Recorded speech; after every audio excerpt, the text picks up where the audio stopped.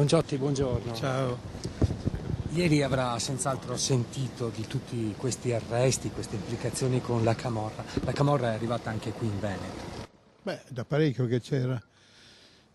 Ringraziamo le forze di polizia, la magistratura, ma credo che anche noi come cittadini dobbiamo essere più attenti, più responsabili. Il fenomeno è preoccupante. L'ultimo rapporto al Parlamento italiano mette in evidenza che non c'è regione d'Italia che si può dichiarare esente. Le mafie sono profondamente cambiate, sono molto più flessibili, sono reticolari, hanno creato rete tra di loro.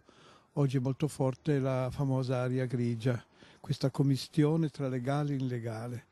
Quindi dobbiamo riflettere, non dobbiamo fare sopravvalutazioni né sottovalutazioni, prendere coscienza che il problema c'è, che c'è un ruolo di magistrati, delle forze di polizia, delle istituzioni, ma ci vuole anche una maggiore coscienza da parte di noi cittadini.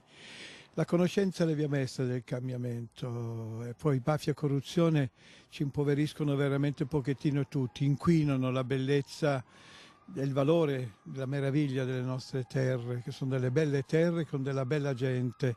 E allora non possono essere queste situazioni, ma chiari il valore, i grandi valori. Però bisogna anche reagire, bisogna anche fare, bisogna non pensare che sia un problema che riguarda sempre altri.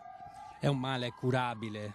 Ma certo, però bisogna darsi una mossa a tutti, ma veramente tutti, con molta umiltà e con molta forza. E il problema più grave non è solo chi fa il male, ma quanti guardano e lasciano fare, quanti pensano che non esista. Il male bisogna chiamarlo per nome, riconoscerlo e poi affrontarlo.